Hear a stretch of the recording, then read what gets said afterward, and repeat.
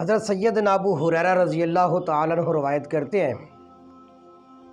کہ میں ایک مرتبہ رسول اللہ صلی اللہ علیہ وسلم کی بارگاہ میں گیا اور کچھ کھجوریں میرے پاس تھی،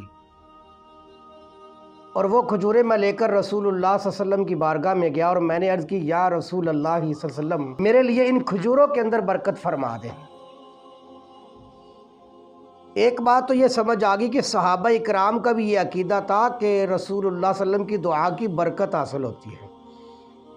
یعنی یہ برکت کا عقیدہ کوئی آج کا پیداوار نہیں ہے، بلکہ حضور کے زمانے میں صحابہ اکرام بھی برکت کے قائل تھے۔ اسی لیے ترمذی شریف کے اندر روایت موجود ہے کہ سیدنا ابو ہریرہ رضی اللہ تعالیٰ عنہ روایت کرتے ہیں کہ میں اللہ کے محبوب علیہ السلام کی بارگاہ میں گیا اور میں نے عرض کی کہ یا رسول اللہ یہ میرے پاس کچھ کھجوریں ہیں، ان کے لیے آپ دعا کر دیں برکت کی۔ تو سیدنا ابو ہریرہ کہتے ہیں کہ رسول اللہ صلی اللہ علیہ وسلم نے مجھ سے وہ کھجوریں اپنے ہاتھ میں پکڑ لی کہ میرے لیے ان کے اندر برکت کی دعا فرمائی اللہ کے محبوب علیہ السلام نے،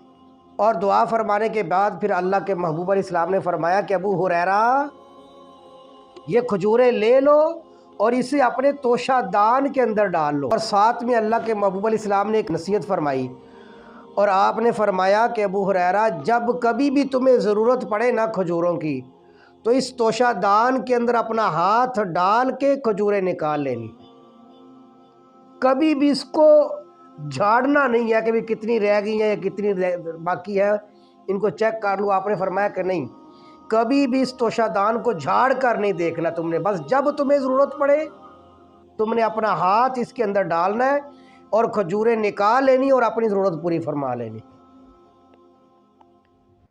سیدنا ابو ہریرہ رضی اللہ تعالیٰ عنہ فرماتے ہیں کہ میں نے پھر وہ توشہ دان اٹھا لیا اور فرماتے ہیں کہ پھر جب کبھی بھی مجھے ضرورت پڑتی تھی تو میں اپنا ہاتھ توشہ دان کے اندر اور نکال کے جتنی کھجوریں مجھے چاہیے ہوتی تھی میں ان کو استعمال کر لیتا تھا۔ یہاں تک کہ سیدنا ابو ہریرہ فرماتے ہیں کہ آپ علیہ السلام کا وصال ہو جاتا ہے، سیدنا صدیق اکبر کا زمانہ خلافت آ جاتا ہے، ان کے زمانہ خلافت کے اندر بھی میں توشہ دان سے کھجوریں نکالتا، خود بھی کھاتا تھا، لوگوں کو بھی کھلایا کرتا تھا۔ فرماتے ہیں کہ سیدنا صدیق اکبر کا زمانہ ختم ہو جاتا ہے، سیدنا عمر بن خطاب کا زمانہ آتا ہے،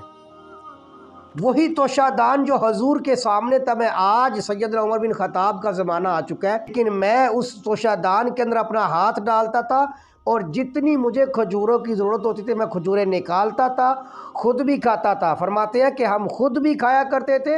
اوروں کو بھی کھلایا کرتے تھے۔ اور سیدنا ابو ہریرہ فرماتے ہیں خدا کی قسم میں نے کئی وسق کھجوریں جو ہے وہ اللہ کے راستے میں بھی خرچ کی تھی، یہاں تک کہ وہ توشہ دان کے اندر کھجوریں ختم نہ ہوئی۔